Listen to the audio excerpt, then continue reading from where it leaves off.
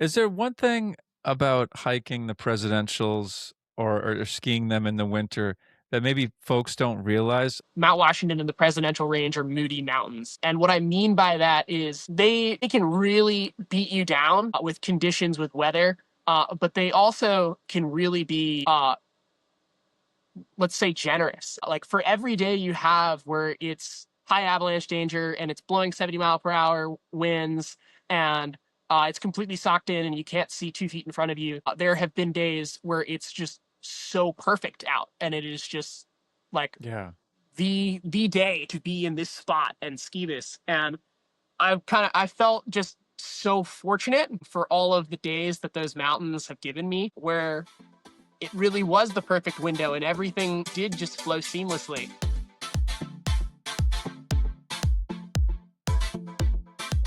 Hey, welcome back to the New England Endurance Podcast. I'm your host, Art Trapotsis, and today we're kicking off season 3. We're back for 2026, and let me just start off by saying thank you so much to all the listeners out there. It's been a joy to present many special guests, and today we have a special guest.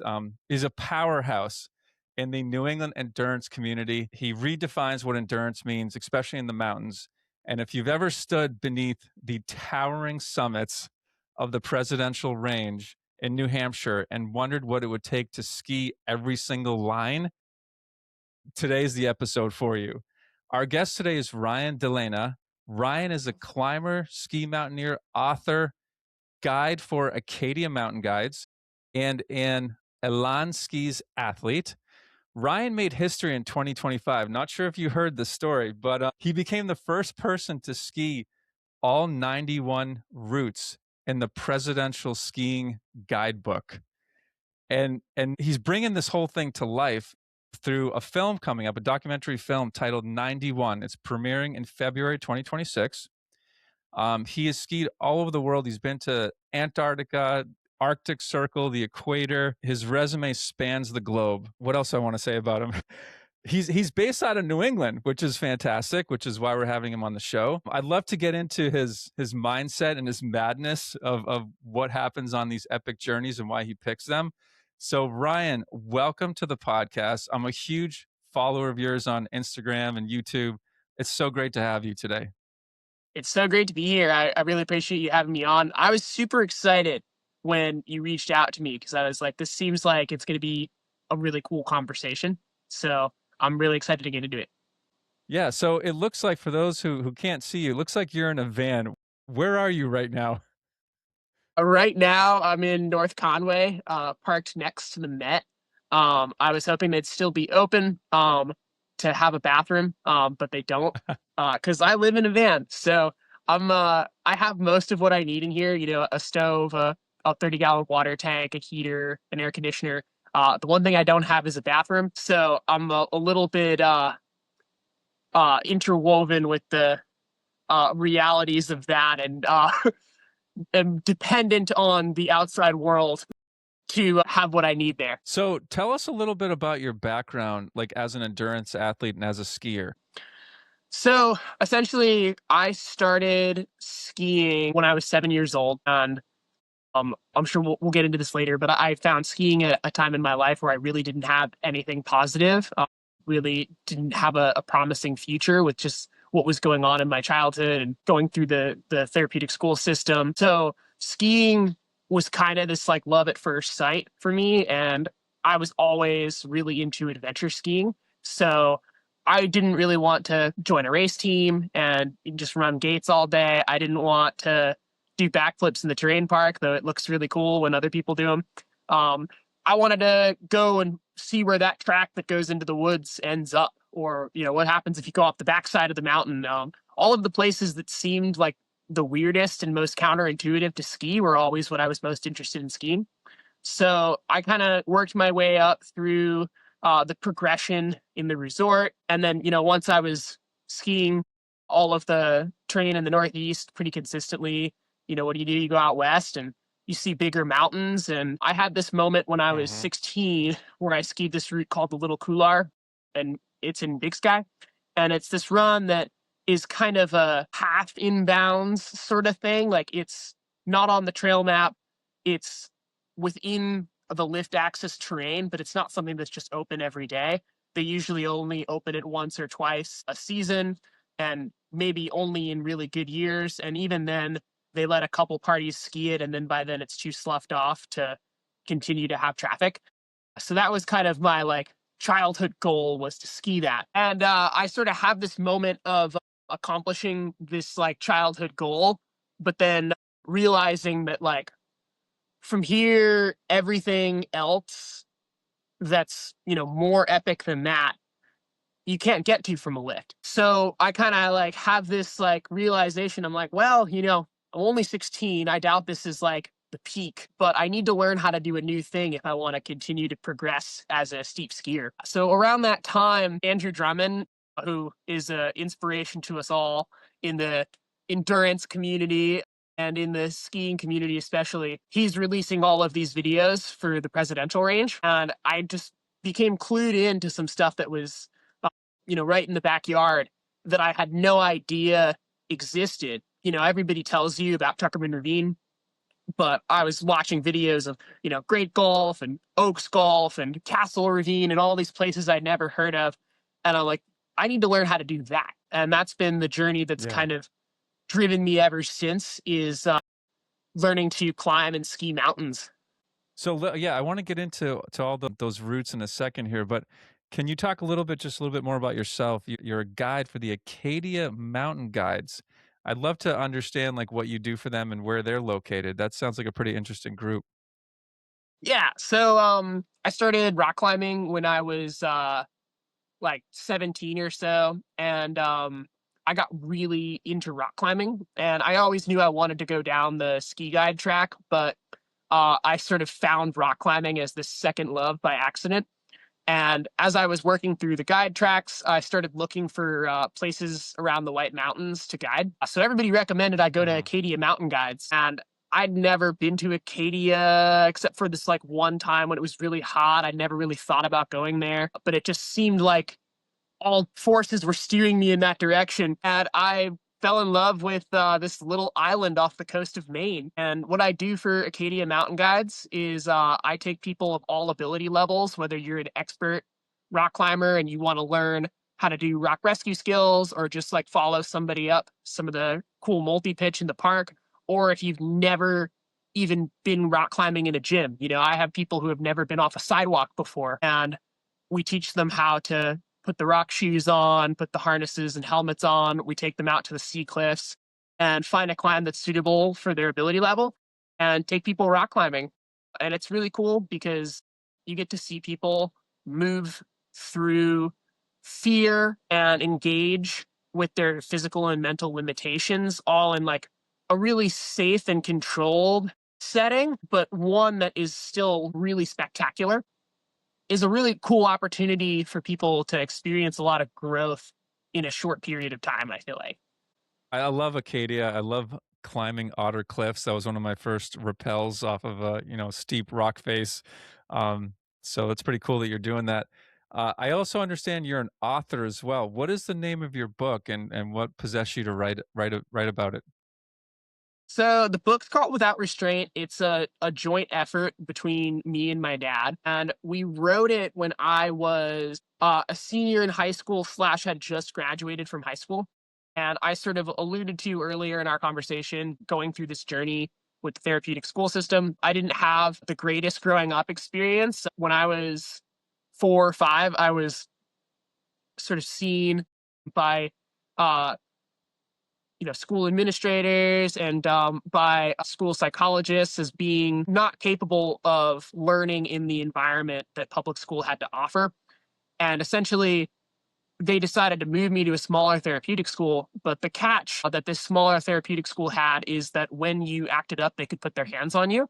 And not only that, but this Oh, wow. particular school, it's really well hidden in their materials. But this particular school not only could put their hands on you, but they believed that in doing so, it would eventually modify your behavior. So most of the other programs I saw in my time in therapeutic school only used it as a last resort if you were going to hurt yourself or somebody else. But I'd been restrained at this school for as little as, tearing my homework in half or knocking over a snowman or something like. and not immediately in the moment, but I had been told like, okay, when we go inside, this is going to happen. And had like calmly walked into situations where I knew I was going to be put face down on the floor, have my mouth covered. I went home with bruises and rug burns. It's this thing that when we tell people about it, they're like, this really happened in American private schools, and it's like, yeah, it's something that's That's so crazy. not talked about, but kids all over the country experience it in some way, shape, or form if they're in that system. So I went through this whole journey of being in that system. When I was 9 years old, we started the journey of getting me out. And what they don't tell you once you get into therapeutic school is that it's almost like having a criminal record. You try and go back to public, and they're like, well, at this place, you had all these incidents and you had all these accommodations. So you have to do a year at this other program. And if nothing goes wrong at this other program, then you can move up to this like bridge program that's like half in the district, half out. And then eventually you can come back. And that just wasn't realistic for me at the time because I had full blown PTSD. At the slightest hint of conflict, I would either fight or run by the time I was 9 years old. So I had to really Wow. have this complicated journey of learning to overcome that and going to all of these schools. And all while that's happening, I'm going through my journey of learning to ski and continuing to progress as a skier. So it's crazy. I can go to South America and ski this 5,000-foot couloir in the backcountry with just, one of my buddies. And then I can come home and I can't walk to the water fountain without supervision. So it's this crazy journey. And once Crazy. I got back to public school, my dad and I had this talk. He was going to write the book anyway. I was in a headspace where I really wanted to just pretend this never happened. I'd worked so hard to finally be in society with everybody else that I was Wow. okay with it just being this weird thing that like I just closed the chapter on. But he really was adamant that if we told our story, we would help people. And so he gave me a bullet pointed list of every chapter he had either written or planned to write. And I basically wrote my own book with a chapter for each of those bullet points. And then we traded our versions. And Hmm. what ended up becoming of the book was we made this patchwork where it's a lot of him early on, it's a lot of me towards the end, but it's both of us all throughout. And so it's the same story told through both of our voices. Wow. Interesting. Tell me what the name of the book is again. The book's called Without Restraint: How Skiing Saved My Son's Life. So I'm obviously the son in question. Wow. Thank you. Um, that's pretty intense. Without Restraint. Okay, Ryan, we're going to build up a little bit now to your documentary that's coming out this February. But first, I'd love for you to tell us about the project. Like, let's start off with what the heck is the presidential ski book? You reference Andrew Drummond as being an inspiration, but let's start off with the book. Like, what is this thing?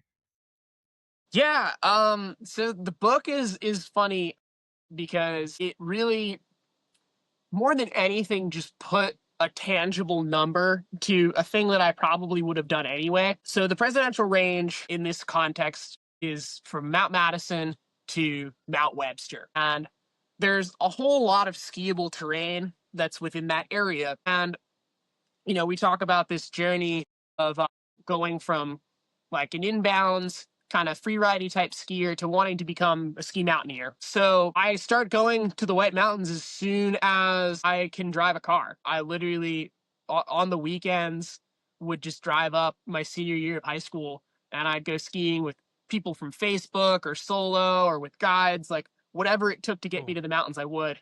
And for the first couple years of that, I was just so hungry, just wanted to do anything I could that was cool in these mountains. And I also went out to the Tetons and I did this thing called the Live to Ski Camp, where I Nice. basically learned how to do rope work. And once you start applying a little bit of climbing, a little bit of rappelling, suddenly the amount of skiable terrain just doubles in your mind. You start looking at things of like, okay, that has like this huge cliff at the top, and then like this ice bulge in the middle and this other ice bulge at the bottom, but it's all snow in between. If you could just repel all those sections, Yeah. you can ski this thing. So I started applying that mindset to the presidential range, and it just like opened up my eyes to what you could really do here. And Let me ask them. So we have a bunch of uphill sort of backcountry skiers that listen to this show. Like, Mhm. what percentage of those 91 can you just do by a bit of skinning and maybe some hiking? Like, what percentage can you actually get by without doing like legit mountaineering and ice climbing? How many of those routes do you think can be done just by skinning up? The easy ones that you could just do by skinning is pretty limited. So there's the Gulf of Slides Trail, there's the Sherb, and then there's the Cog Railway, which is split up into two in the book, the Jacob's Ladder and below, and then from the summit onward. Everything else I would categorize as, steep skiing terrain. So you'd at least need to know how to use an ice axe and crampons. Um, and Okay. It makes it a pretty complex book, because there's um, there's really no gimmies. Everything in there is avalanche terrain. Everything in there you need to at least know how to ski like a 35 to 55-degree pitch. Um, Wow. And then there's about 7 of them that I would say are regularly done as ice climbs. So that's Damnation Gully, Yale Gully, Shoestring Gully, PF Flyer. What's the uh, Landslide Gully? People don't really ice climb this, but it's technical. The Turkey Feather, and sort of it depends on the season, but Yale Gully. So that's like the 7 that Wow. I would say are like the super technical ones. And there was a couple of them that we were able to do without ropes that we thought we were going to need ropes. There were some that ended up being super complicated, but we can Wow. get into that. What year did you start it and what year did you finish? So that was kind of what I was getting into, was that this book didn't exist when I started skiing in the range. So kind of the end of 2020, I think it was published. Basically, um, I might be wrong on the timeline, but Kurt publishes this book sometime either end of 2020 or beginning of 2021. Who is Kurt? Kurt is the author of Presidential Skiing. Kurt Nyler. Okay.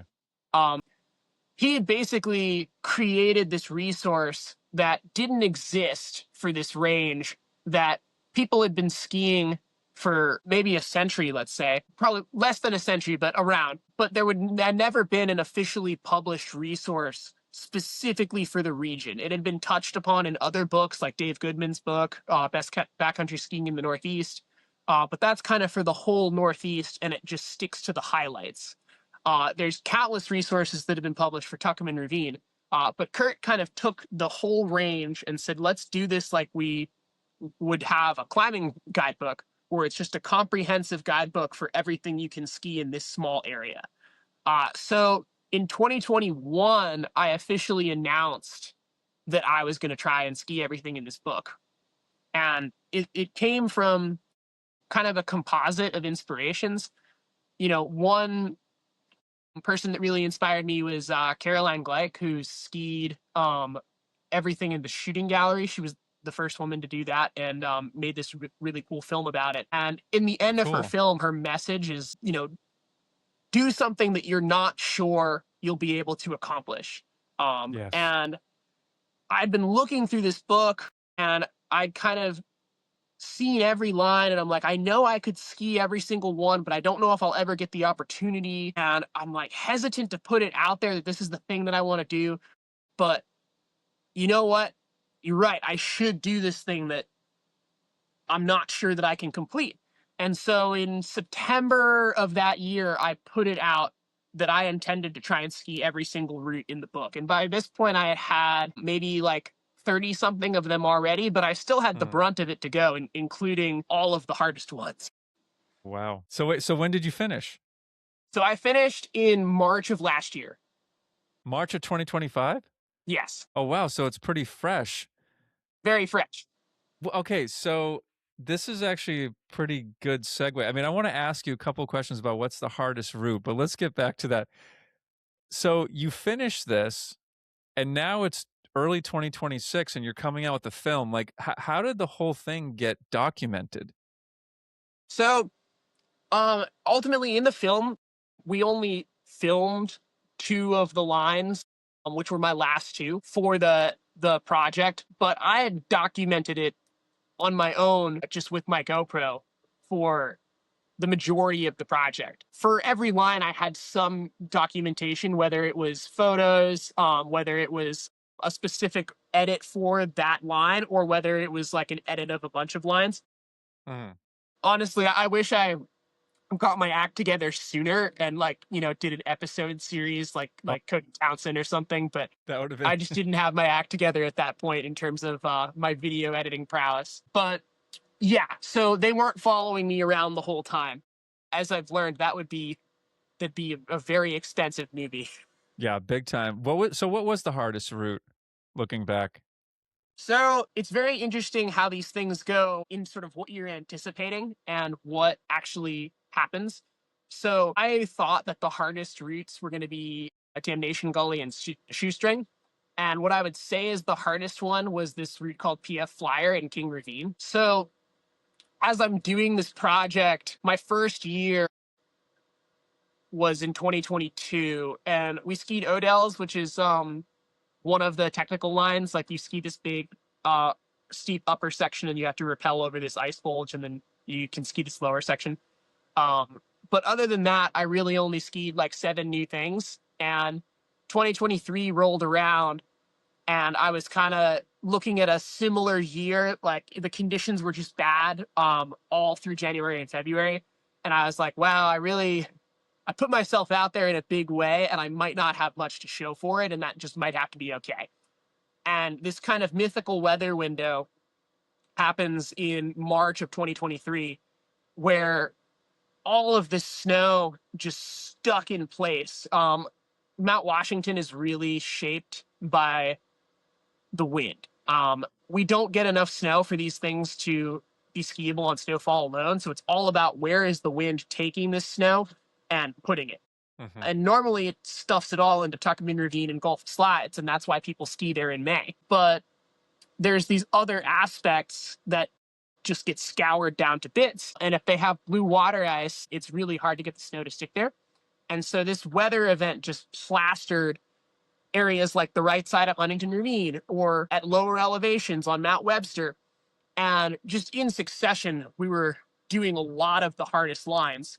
Um, and Damnation, it's one of those things where I'm like, how can that be the crux if we walked up and did it the first day we tried it? We had to look at it for 5 years. Yeah. I skinned by that thing multiple days a week, some weeks, and I'm like, no, not right now. So there was a lot of that, but when it was time to strike, it went pretty easily. The one that kind of held on the longest and became the sleeper crux of the project was this route called PF Flyer. And And where is that located? so that's if you've ever hiked in King Ravine, do you know where the Great Gully Trail is? Yes. So if Great Gully is here, it's like on this right side. And Where is it in relation to, let's say, more popular route for folks listening, like Lion's Head? well, Lion's Head is like near Tuckerman Ravine. Okay. So if Mount Washington is here, then you have, Mount Jefferson, you have Mount Adams, and then kind of between Mount Adams and Mount Madison facing north, you have King Ravine. Okay. Yep. So King Ravine is kind of this funny little area for skiers because most people, I would say, do it like 2 months too late. One thing I learned from this project is you get to field test every single ravine. There's 12 different ravines, and they're all over the place. They're on Jefferson and Adams and Monroe, and there's lots of different ways to get to them. So a lot of them you're not really approaching from the bottom. Like Castle, you're going top down. It's a very skinny trail, so you'd probably just be bushwhacking. You'd probably just pick a side of the river and try your best. So you're climbing up from somewhere else, and you're skiing in to the ravine and climbing out. So for every complicated thing, I got to try it in midwinter, in spring, in early winter. I got to try it from both directions. Every way you can go to any of these zones, I've tried. And my conclusion is that King Ravine is actually quite fun in February, March. And most people ski it in May. Wow. Interesting. And most people ski this one line in the middle, this thing called the Great Gully. But there's a bunch of other terrain in there. There's, East Gully, Iced Out Gully, the Muffin, Great Gully, which is in the middle. You have this thing that I just kind of know in my head is 7 Direct. It's not in the guidebook, but I've skied it and there's not really any information on it. And then you have this other one called West Gully, this other thing called the Crossbow. Once again, another one that's not in the guidebook, but myself and a couple other people have skied it. And then all the way to the right, you have this thing called PF Flyer. And as the guidebook speaks, that is just called Northern Gullies plus PF Flyer. And I had this funny relationship with Kurt in doing this project because I was skiing everything in his book, but until pretty late in the project, I hadn't actually even met him. Wow. So I really didn't know much in sort of like where he had gotten his research from, other than like areas where I'm like, okay, there's only one forum where this thing uses this name, and he gave it the same name. So I would guess he just like read the same forum as me in doing his research. But Oh, in interesting. the end of 2024, I actually skied a lap with him. I just ran into him randomly in the Great Gulf, and I asked him about this Northern Gullies plus PF Flyer, and he was like, "Yeah, it's probably not a first descent, but I've actually never met anybody personally who skied that." And so I'm like, really? Like there's like an experimental line in this book? Like, what the heck? Is that the one that you're most proud of? That's probably the one I'm most proud of because I feel like I had to be the most in tune with what the mountains were doing to So ski let it. me ask you. So I'm trying to keep this relatable for folks who, let's say, hike the presidentials. So let's say you were hiking the full Presidis from Madison, right? Hmm. And as you're coming across the ridge, where is this PF Flyer in relation to that ridge as you head towards Jefferson Adams? Okay, so it comes down from the ridge off of the where like the Lowe's Path and Crag Camp would be. The best place to see it, and actually where I did my scouting for it, is if you were to go up the airline trail when you start to break tree line and there's those little viewpoints, you're Yes. looking right across at it. Interesting. Okay. And when you get to the junction, if you're going up like the King Ravine Trail, Yep. you know where Subway Through the Caves is? No. Yeah, so there's the King Ravine Trail and there's the Great Gully Trail, and there's a junction where they meet, and you can go like Subway Through the Caves, they call it. You're like ducking under all of these boulders. Okay. I would say about a quarter mile before that junction, there's a huge boulder, and it's where, whether you're hiking it in summer or winter, it's where you get your first view of the ravine from below. Like you're kind of in the woods for a while until this boulder. Okay. Yep. When you get to this boulder, that's when you break free from the trail to approach PF Flyer. Wow. Interesting. I'm gonna head out there this summer and check it out. It's funny because I'm like, I wonder if you'll be able to like distinguish it from the vegetation in the summertime. Well, yeah. I'll send you over a picture of it. So was there a moment during this project where you're like, man, I'm not gonna finish this, or things fell apart and you just like lost motivation? I mean, that moment is kind of what I had described in 2022 and like early 2023, where I was like, wow, I put myself out there, and like, to some degree, like the conditions were just kind of bunk. You can't Yeah. really do Okay. anything about that if it's not snowing as much as it needs to fill these things in. But it like almost felt karmic because I feel like it's kind of a thing in sort of climbing and mountaineering culture not to brag about a thing you haven't done yet. And Yep. so here's me on this, like, at that point I would have been like 20, like 19, 20 years old. Here's me who really doesn't have nearly the resume of a lot of other skiers in the range, who's kind of new on the scene and has made a really bold claim that I'm going to do this huge thing that hasn't been done. And I'm like kind of not really doing it at the rate that you would expect Yeah. from somebody who's likely to get it done. So I kind of had this moment of like feeling like the boy who cried wolf a little bit. And you have to just sit with that. Like you can't force it. At the end of the day, you only get what the mountains give you. But I wondered, I'm like, maybe I should have just done this quietly and told people about it after. And then once the conditions changed and we had that remarkable 2023 and we were able to ski like Yale and Shoestring and Damnation, the things that I'd kind of perceived to be the cruxes, I kind of had this moment where I'm like, okay, now I'm really in it to win it because I'm out of the big excuses. Yeah. If in 20 years I'd done everything except those things that I kind of perceived to be the cruxes, I would have been like, well, those never really form anyway. Like, Yeah. Yeah. but now I have to follow through at this point. I'm out of all of my excuses and I've got a lot of ground to cover and intend to just throw myself at it as hard as I can and cover this ground. Is there one thing about hiking the presidentials or skiing them in the winter that maybe folks don't realize? I mean, I know about the danger and the weather, but is there something that, you've been up there so much that you could share with people that maybe they don't understand? Man, I was just telling somebody about this the other day. That the uh the mountains, like all of the time that I've got to spend, like I said, like field testing all of these approaches and stuff, you really get to know the moods of the range. And I think people picture it as this, like, you know, kind of frigid, terribly unforgiving place. And I would describe Mount Washington as a moody mountain. Like, in terms of the time that I've spent up there, Mount Washington and the Presidential Range are moody mountains. And what I mean by that is they can really beat you down with conditions, with weather, but they also can really be uh let's say generous. I don't know. I feel like I've had days out there where I'm like, it's mid-February and it's beautifully sunny and the conditions are perfectly stable. Like, for every day you have where it's high avalanche danger and it's blowing 70-mile-per-hour winds and it's completely socked in and you can't see 2 feet in front of you. There have been days where it's just so perfect out and it is just like Yeah.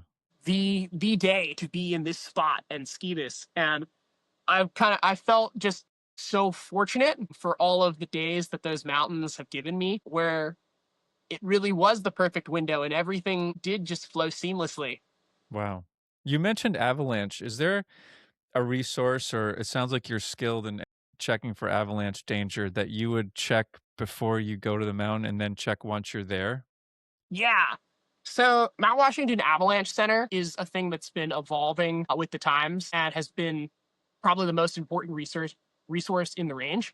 So the Mount Washington Avalanche Center publishes a forecast every morning at around 7 a.m. And essentially they used to forecast only for Tuckerman Ravine and they did gully by gully, which they were the only avalanche center in the country that did that.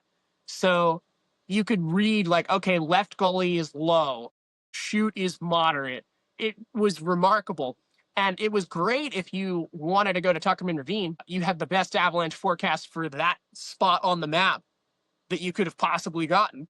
But if you were one ridge over in Gulf of Slides, you might as well have been in Alaska. Um, Yeah. so they changed the model in 2019, actually, like right when I started skiing in the range. They changed it to a blanket forecast for everything from like Crawford Notch all the way to over by Mount Madison. Um, and so now it's great because you can get forecasts from other aspects, but it's kind of broader and less specific. So you read the forecast and they tell you this is what we expect you to find out there. And then you go out and you ski and you take your observations and see if what you're finding goes with what you're expecting to find. And most of the time it does. They're really good at what they do. It's like, okay, it's gonna um be blowing this many mile per hour winds. Uh-huh. The cloud cover is going to be this. Avalanche danger is moderate, and most of the slabs you find are going to be stubborn. But in sheltered areas, you might find things that are more reactive, and that's exactly what you see out there. But then sometimes, if you're really far outside the forecast zone, like King Ravine, which we've been talking a lot, it's really far from where they're digging their pits in Tuckerman Ravine. You might get surprised out there. And I've totally had days where I've actually submitted observations that have influenced the forecast moving forward. Wow. Have you gotten caught up in avalanches? I've not gotten caught up in avalanches, Knock on wood. thankfully. Yeah, right. So, okay, so your documentary, it's called 91. Yes. And when is it premiering and where can folks find this thing? Where can we watch it? So 91 is premiering on February 1st in Maynard, Massachusetts. So it's not premiering to the whole world yet. We're going to do it kind of like a festival circuit. So at 7 p.m. in Maynard, Massachusetts at Maynard Theater of Fine Arts, you can show up and we will be showing it. And then it's going to be at the Barn Door Hostel at the little film festival they do on February 21st. It'll be at the Mount Washington Backcountry Ski Festival on February 28th. And there's a couple more dates that I'm kind of working out. And then hopefully by next fall, we're going to have it available to the whole world, either on YouTube or if a bigger streaming site wants to take it, we won't turn them down. But I would say it's likely that you can expect it to be on my YouTube. Ooh, excellent. So yeah, that's the scene. That's how you can see it. That's awesome. Could we arrange for a showing? There's a number of folks. There's probably, I don't know, I'm going to say a couple hundred folks in the area where I live, which is just outside of Boston, there's a lot of uphill skiers around here, a lot of skinners, right? That would love to see it and wonder if we could arrange for you to show it to a bunch of the cycling groups around here who cross train the winter up Wachusett Mountain, for example, skinning. Be pretty Definitely. fun to arrange that somehow. Yeah, we could definitely make that happen. Okay, I would be remiss if I didn't ask about a couple of your other crazy epic trips. So I want to ask you a little bit. So you skied Antarctica, you mountaineered, I suppose, if that's the right word, in the Arctic Circle, and then you've been Mhm. to the volcanoes in Ecuador. Like, is this all true? And which one was your favorite? Yeah, it's funny. I like word it that way now because when we were on Cayambe, which is this volcano in Ecuador, Brennan, who's kind of my mentor and ski partner, he's from California and has been in the ski mountaineering scene for a long time. He was joking. He's like, dude, this is crazy. We've skied Antarctica, we've skied Baffin Island in the Canadian Arctic, and now we're skiing on the equator. We've done the top, the bottom, and the middle. That's crazy. Do you have a So favorite? my favorite's definitely Baffin Island. That was just a really remarkable expedition where Like, how we did you even get in on that expedition? Isn't there like some crazy wait list, or you have to be a special well notable? there's no wait list because nobody's doing it. You have to design your own trip. Okay.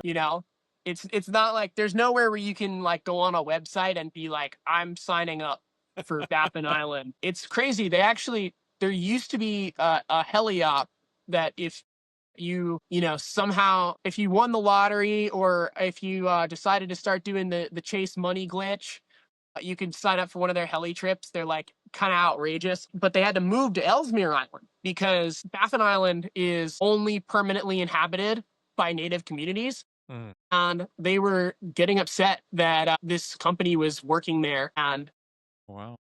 was not working with any locals. And it sounds like through the grapevine, the rumor that I've heard is that they were politely asked to leave and Mm. they did so. So it's one of the only places in the world that has now gotten harder to get to.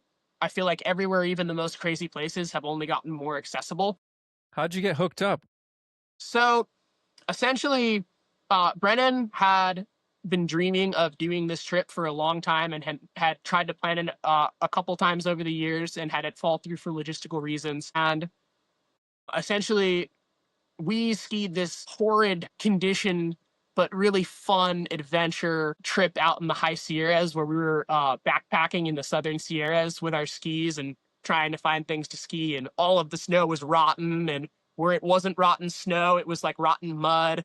And I had an ear infection. It was like really just like a bad situation. But we were walking out and he was kind of like, wow, I think you could probably ski anywhere I could ski. We should really like do a big trip somewhere. And we had been talking down the line and I asked him, well, where do you want to go? And he had listed Baffin Island. And I was instantly like, wait, that's like a thing?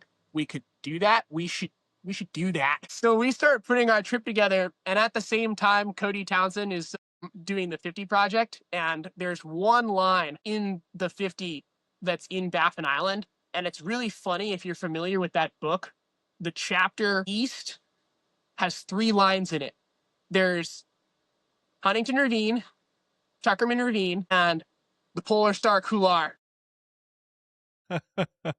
Like, you got 2 that are next to each other and 1 that's in the Arctic, but they're all the East. So he had to go there. And just from like the Lake Tahoe connection, Brennan skied a lap with him and pitched the idea of combining efforts. So now we have Cody's team with Bjarne and Vivian, and then my team, which is Brennan and his longtime ski partner, Jeff. So we do this joint effort to kind of split the cost, split the camp efforts, and basically you fly all the way to Yellowknife, and then you fly from Yellowknife via a charter plane to Clyde River. And that's the hardest part, is arranging that plane, because commercial flights just don't really go there. And from Clyde River, you pay the native Inuits like some sort of sum that you determine with them that, you know, changes depending on how much gear you have, how many people you have, what the conditions are. And they snowmobile you 100 miles out onto the sea ice and leave you there with your stuff. So is it technical? So it's it depends on what you ski. So all of the lines, it's fascinating. You have these huge mountains that drop directly to the ocean. So if you can picture how you'd climb a mountain most of the time, if you're walking up the Tuckerman Ravine Trail, it's not very steep, and then it gets steeper, and then it's flat for a second, and then it's really steep, and then it's less steep, and you're going to the summit of Washington. These mountains are like you're on flat sea ice, and now it's 45 degrees, and it stays 45 degrees until you get to the top. Wow. It's like what's the elevation? So obviously you're starting at 0 for everything, but you're going to around 3,000. I think the longest thing we skied was 3,800. But these lines, they're, if you can picture like, you know, L caps or 2 half domes next to each other, and there's one hallway of snow through the middle. Imagine if you had a couloir that was like, you know, like left gully or diagonal gully, but it started at the summit of Washington and stayed the same consistency all the way to Pinkham. That's how big these lines are. Wow. Sounds epic. Yeah. I wanted to ask you, just bringing it back to the folks who listen to the New England Endurance podcast, is there a favorite route you have in New England that you love to ski that can be tackled by folks that are sort of amateurs or intermediate uphill skiers and mountaineers in New England? Yeah, I think I would say like a thing that I always point to is the head wall of Tuckerman Ravine. What I love about the head wall of Tuckerman Ravine, and what really like epitomizes the New England backcountry ski culture, is that it's, you know, 50, 55 degree slope, depending on where you are on the head wall, but it's regularly skied by like dads from Connecticut in May. You know, in mid winter, it can be kind of a gnarly affair, but when the spring comes around, there's there's literal conga lines of people going up the boot packs, and then there's lines of people standing to ski it. And it's just this crazy phenomenon to me, because I think if we had lower angle skiing that stayed in later in the season, it wouldn't get the action that it does. But because it's what's here, people are like, all right, let's try it. And it just has it has a forgiving nature in the run out, where it tends to spit people out with only bruised egos. Yeah. Like most people who take gnarly falls down that thing just like slide out on the snow and then walk away from it. So I think that's the one where I would say like it is so much fun to ski that thing. Like it is outrageous to try and carve a turn on that thing, and you feel like your long leg is running away from you and your short leg's in your chest. But it's also something that regular folks regularly do. Is there another route that might be what you might call a hidden gem? All of them. I think that's the biggest thing I learned about this book. People ask me that question all the time. There's only like 4 things I think I would never ski again. Or I would only ski if somebody was like, okay, I'm trying to do like the fastest known time on finishing this guidebook, or I'm trying to get like the first female finisher or something. Like if somebody wanted to break new ground and was like, I really want a partner for this, and you're the only one who's like got a high enough tolerance for stupidity skiing that you'd ski with me, I would say yes. There's only like 4 of those. Everything else was great. And my biggest conclusion is that you should just go exploring more. Like go out to Franklin Cirque and Yeah. ski the Franklin Headwall or the Southern Snowfields. Go to Jefferson Ravine and ski Stealth Gully. Go out to King and do something other than, well, do the Great Gully because it's sick, but try the other gullies too. Like you really, if you have a good sense of adventure and you have the baseline ability level to do these things with a reasonable margin of safety, all of them are great. Just go exploring. So what's next for you? Is there another future expedition or a big project that you've got coming up later this year? I'm always kind of kicking ideas around. I mean, I feel like where I'm at right now with the Northeast, I'm always looking for, what are things that I could ski, that I could open up with the rope. So, this year, for example, I went out and skied Hidden Gully out in Smuggler's Notch, where we had to do 2 rappels, and you're skiing these lily pads of snow that are not touching any other snow on the mountain, and you had to do ice climbing to get to. And I'm aware of lots of different routes like that either there's like not much documented ski action, or if there is, it's very few people, and it's mostly like the older generation that sort of did super rad stuff in the past. So those are kind of the things that psych me up for New England. And there's skiing all over the world that I'd like to do. I don't have anything officially in the plans, but I Okay. have lots of ideas. Anywhere where there's Nice. snow and you can get there legally, I would like to go ski. Yeah.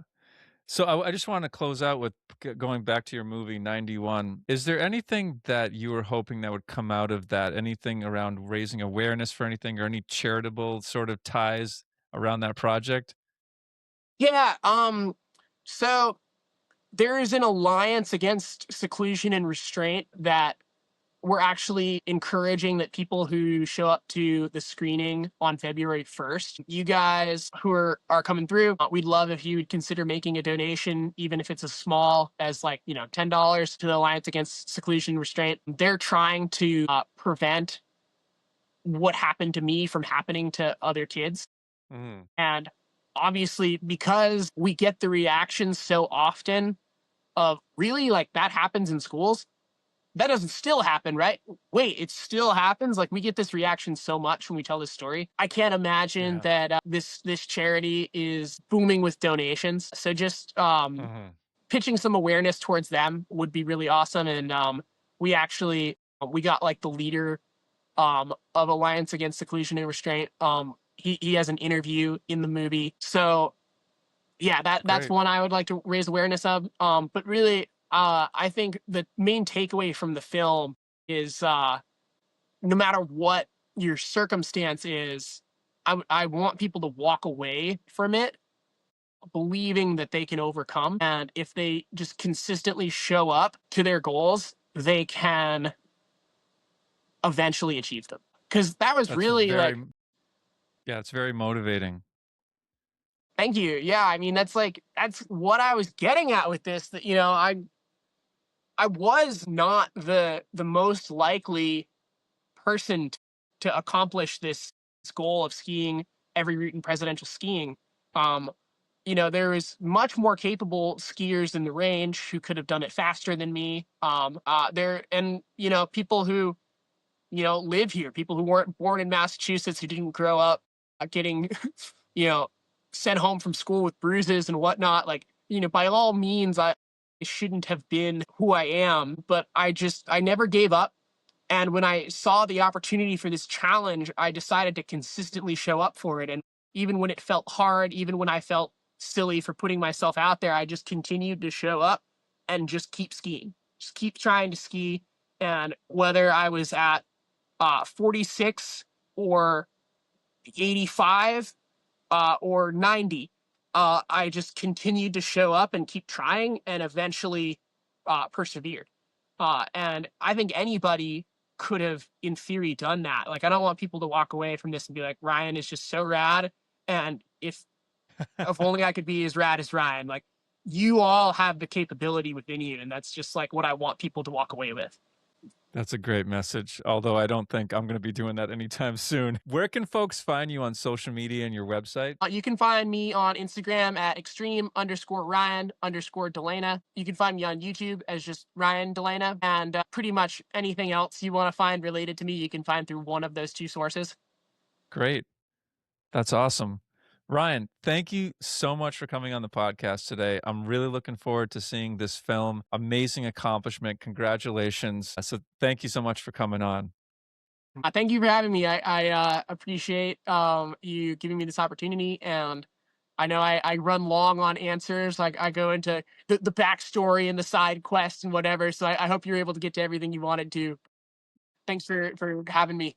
Yeah, I love it. I love it all. So this wraps up this episode of the New England Endurance Podcast. Huge thanks to Ryan DeLena sharing his story, skiing, the 91 presidential ski lines and making the documentary 91. So until next time, get out there, keep pushing your limits, drop some hammers, and enjoy the beautiful terrain of New England. Thank you.